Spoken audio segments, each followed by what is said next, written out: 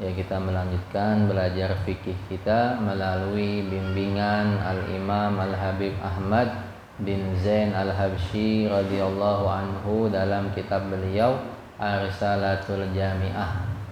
Kita masih membahas tentang rukun-rukun sholat.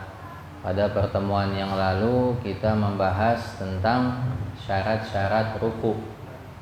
Ya, sekarang kita masuk kepada i'tidal. Qala al-musannif rahimahullahu ta'ala wa nafa'ana bihi wa bi ulumihi wa bi ulumi masyayikhi fid dharain amin ila an qal thumma al-i'tidalu. Kemudian i'tidal. Ya, setelah kita ruku, kita i'tidal. Wa yatma'innu fihi wujuban, dan dia orang yang salat itu bertuma'ninah di dalam salatnya, wajib hukumnya. Maka kita bahas tentang i'tidal. I'tidal lughatan al-istiwa wal istiqamah. I'tidal kalau menurut bahasa artinya lurus dan tegak. Jadi i'tidal dalam bahasa artinya lurus dan tegak. Antara arti menurut bahasa biasanya itu ada kesamaan. Yang namanya i'tidal itu lurus dan tegak. Wa syar'an, dan menurut syariat artinya i'tidal audul musalli ila makana alaihi qabla ruku'ihi.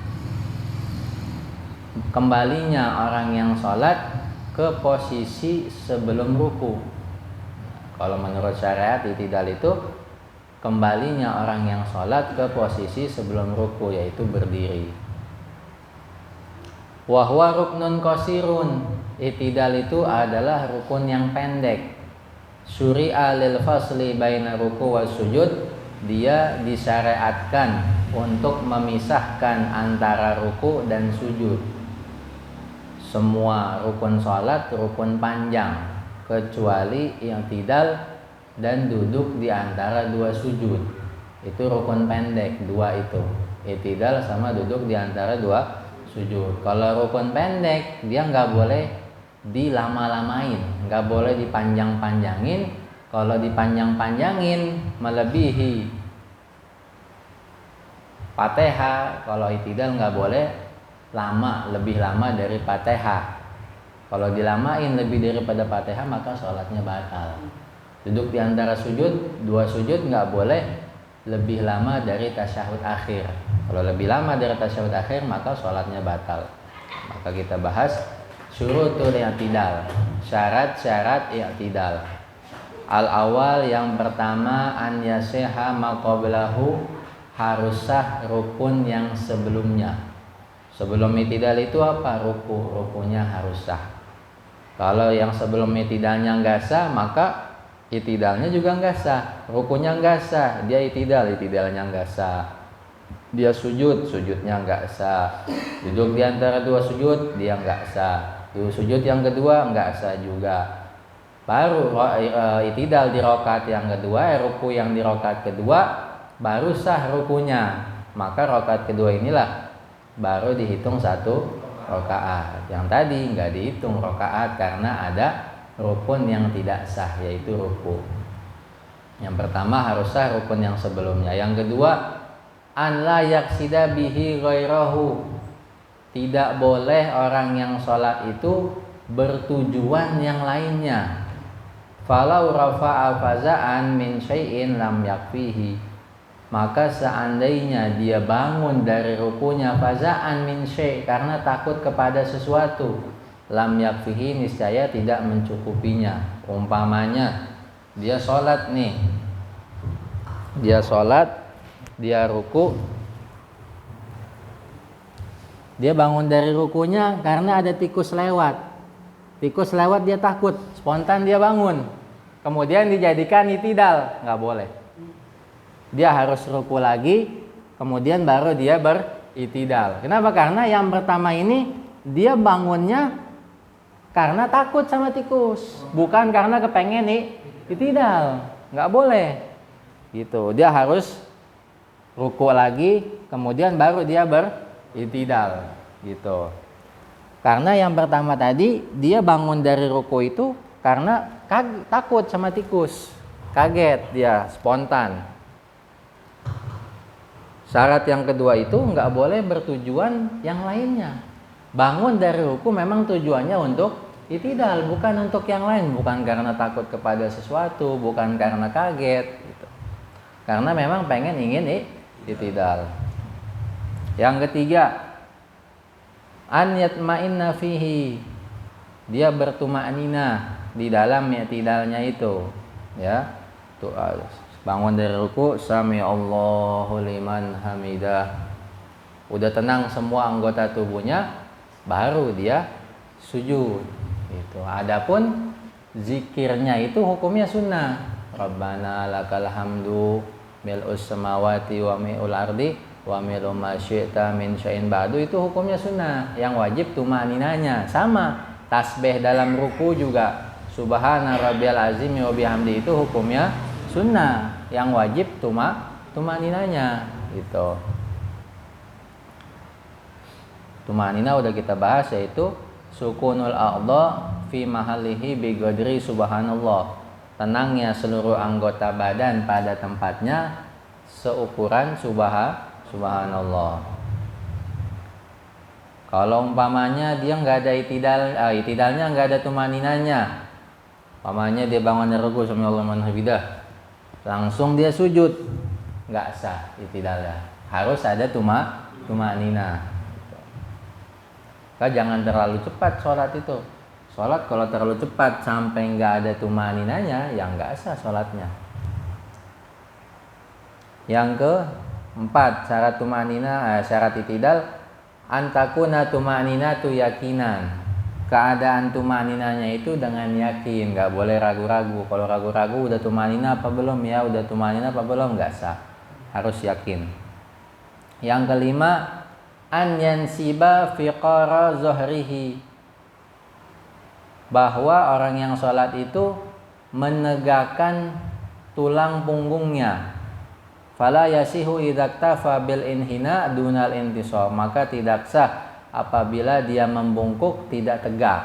Dia bangun dari ruku, sami Allah liman hamidah, begini badannya bongkok, tulang punggungnya nggak tegak, nggak sah. Harus tulang punggungnya itu tegak, lurus.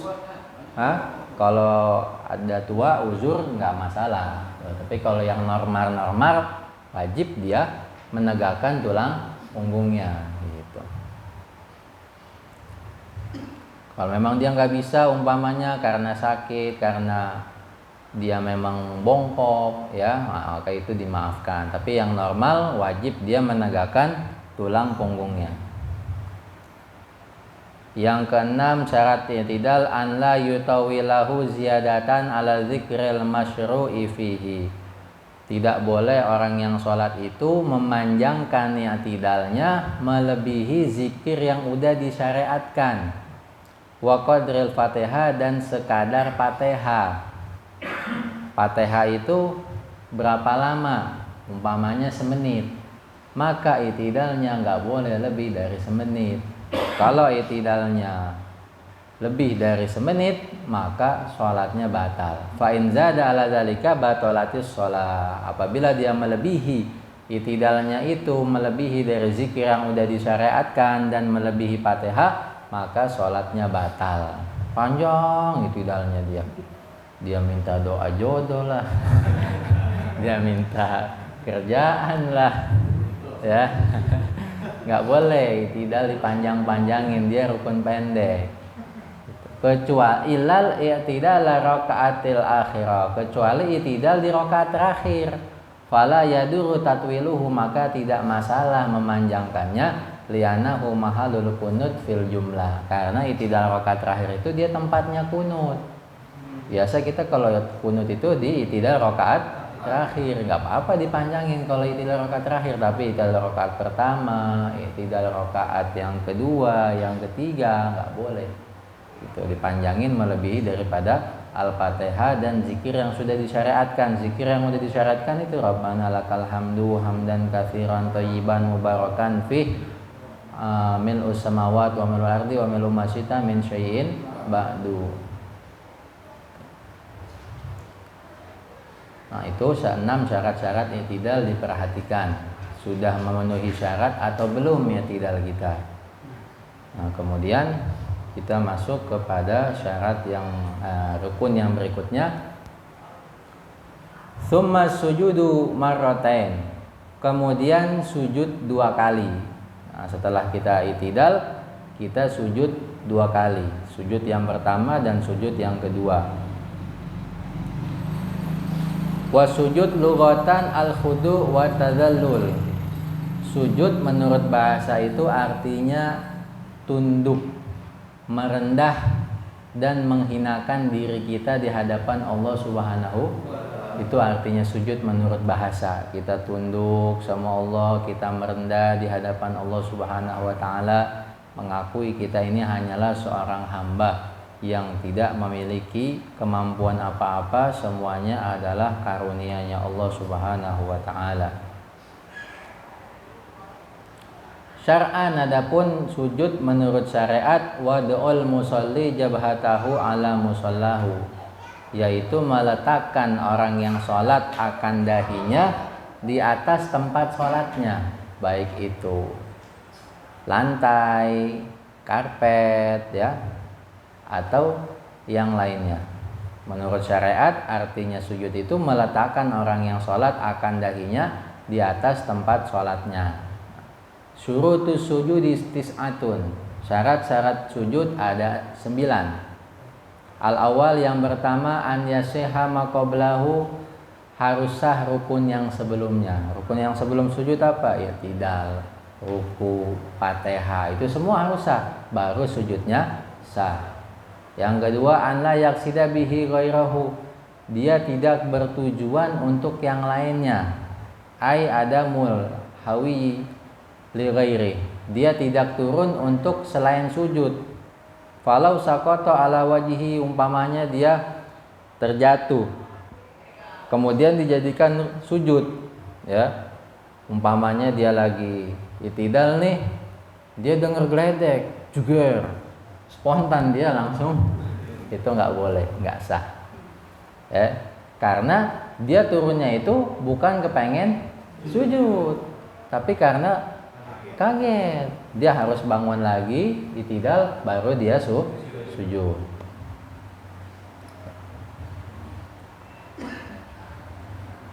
Yang ketiga, an yatma'inna fihi, orang yang sholat itu dia harus bertumakninah di dalam sujudnya. Sujud juga ada tumakninah, yaitu tenangnya seluruh anggota tubuh di tempatnya sekadar bacaan subhanallah. Adapun tasbih di dalam sujud, subhana rabbiyal a'la wa bihamdi, hukumnya sunnah. Gitu. Kita nggak baca nggak apa-apa, yang penting ada tumakninahnya. Cuman jangan nggak dibaca, ya, maka kita kehilangan fadilah yang sangat besar. Ini supaya tahu aja bahwasanya tasbih dalam sujud itu hukumnya sunnah, nggak wajib. Yang kelima, an yasjuda ala sab'ati a'dha, dia harus sujud di atas 7 anggota. 7 anggota itu apa aja? Yang pertama al-jabhah, dahi. Nah, ini anggota yang paling vital dalam sujud, dahi kita. Wa butunul yadain, yang kedua sama yang ketiga ini, perut, 2 telapak tangan. Yang keempat, yang kelima, warukbaten, kedua lutut. Wa butuni asabi rijlain, yang kelima, yang keenam, yang ketujuh ini perut, jari jemari kaki. Walladzi yajibu juz'un min kulli wahidin minha, dan yang wajib itu adalah sebagiannya saja dari masing-masing 7 anggota tadi. Fala yajibu mathalan kulul jabha, maka tidak wajib umpamanya seluruh dahi. Kalau dahi kita nih yang wajib nempel sama bumi, sebagiannya aja. Kalau umpamanya ada selembar rambut kita yang keluar, 2 lembar, 3 lembar, itu nggak masalah, Yang penting ada sebagian dahi kita yang ke tempat sujud. Ya.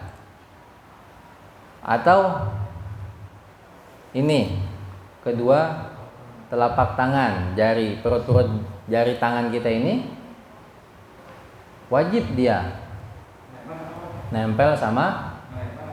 Nah, sunnahnya kalau sujud itu dirapetin gitu, supaya semuanya itu menghadap ke kiblat gitu. Nah, nggak boleh dia begini. Ini bukan perut-perut telapak jari, ya.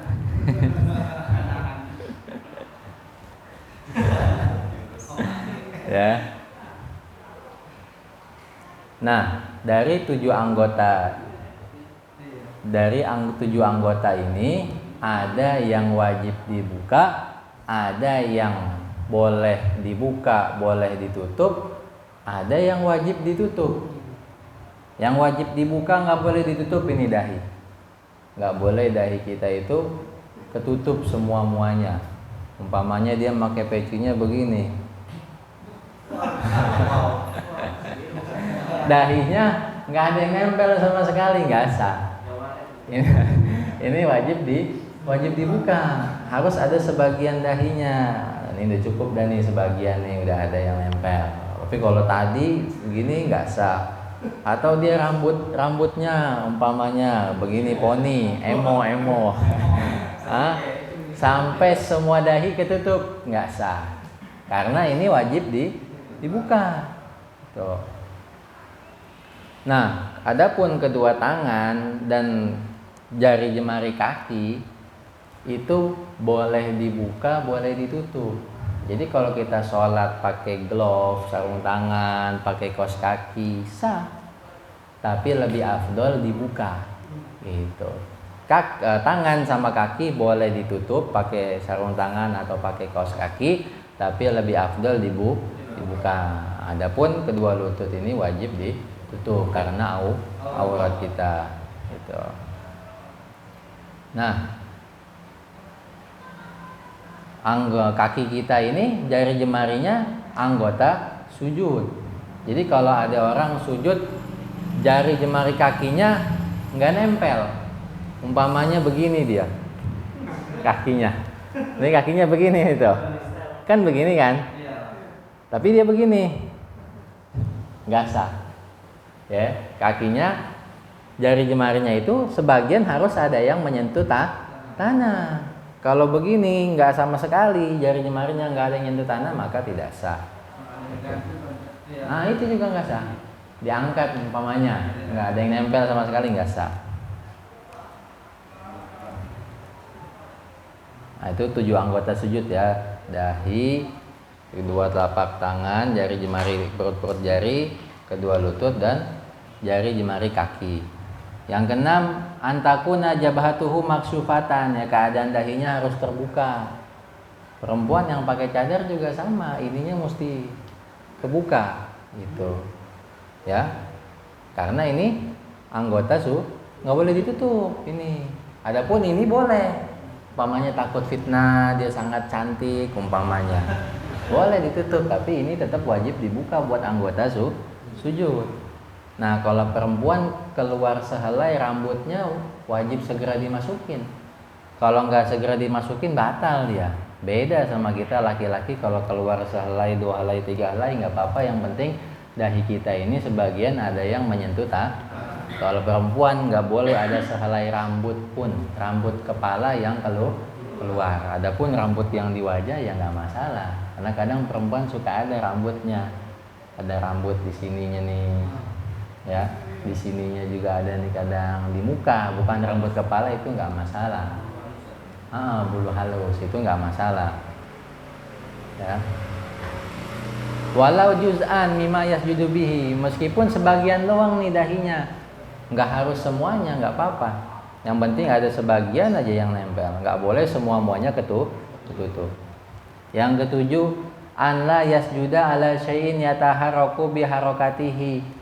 Tidak boleh orang yang sholat itu dia sujud di atas sesuatu yang bergerak dengan gerakannya. Umpamanya dia pakai serban. Ada gak tuh serban Ki? Sejadah Ki. Pinjam Ki. Ya. Ya itu buat contoh aja. Ya. Apa-apa. Ini umpamanya dia sholat pakai serban. Serbannya taruh di sini. Pas dia sujud di atas serbannya, nggak sah. Karena ini bergerak dengan gerakannya dia. Nggak boleh sujud di atas sesuatu yang bergerak dengan gerakannya. Jadi kalau dia pakai serbannya ditaruh sini, ya pas sujud nggak boleh. Ini jadi tempat sujud di sini nggak sah. Karena ini bergerak dengan gerakannya, udah jadi bagian dia. Gitu. Hah? Masker kalau kan di sini nggak masalah. Yang jadi masalah kalau maskernya di sini. Termasuk mukena. Nah, mukena juga sama. Kalau perempuan sujud di atas mukenanya itu kan bergerak dengan gerakannya, nggak boleh, nggak sah. Gitu. Ya. Kalau sorbannya ditaruh di bawah, sujud di atas nggak masalah karena nggak bergerak dengan gerakan dia, bukan bagian dari dia. Tapi kalau ditaruh di sini udah jadi bagian dari dia. Nggak boleh sujud di atas dengan sesuatu yang bergerak dengan gerakannya, gitu. Atau lengan baju ya kayak perempuan umpamanya sujud di atas mukenanya nggak sah, ya karena itu mukenanya bergerak dengan gerakan dia. Atau dia pakai imamah, kepalanya pakai imamah nih, ada ekornya. Pas dia sujud di atas ekor imamahnya nggak sah, gitu. Kenapa? Karena bergerak dengan gerakannya dia, gitu. Bagus pakai serban sunnah, pahala sholatnya lebih gede. Tapi jangan sampai sorbannya itu dipakai di sini kemudian menjadi tempat sujud, nggak sah. Yang kedelapan, irtifa'u asafilihi ala alihi. Syarat sujud yang kedelapan, lebih tinggi pinggulnya di atas dua pundaknya. Jadi pinggul kita ini lebih tinggi. Ini pinggul kita lebih tinggi dari dua pundak kita. Nggak boleh rata. Umpamanya dia sujud di tangga, nggak sah. Karena sama rata, harus, iya sejajar, nggak boleh. Harus pinggulnya itu lebih tinggi dari kedua pundak dan kepalanya. Gitu. Iya, di tangga sujudnya nggak sah. Umpamanya udah penuh, nggak ada tempat lagi, udah ya. Daripada nggak sholat ya. Ya. Dia sujud, tapi kepalanya lebih tinggi dari pinggulnya, nggak sah.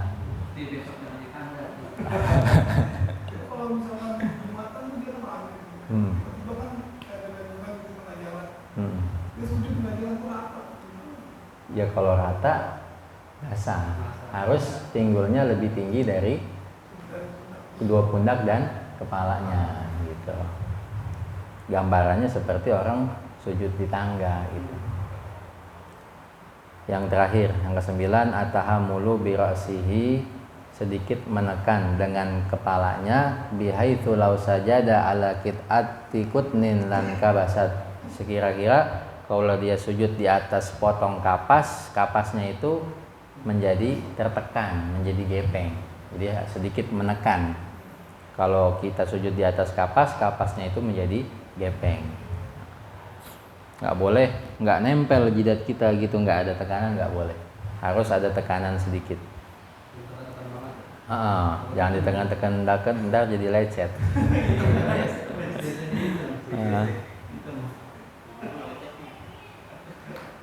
Ya itu 9 syarat sujud, diperhatikan sudah sah atau belum sujud kita dan yang tidak kita. Insyaallah minggu depan kita masuk ke rukun yang berikutnya. Masih ada beberapa rukun, ya semoga Allah Subhanahu wa taala menjadikan kita, keturunan kita orang-orang yang ahli salat, yang selalu menjaga salat, masuk surga tanpa hisab. Amin ya rabbal alamin. Ya Rabbana taraf bi anana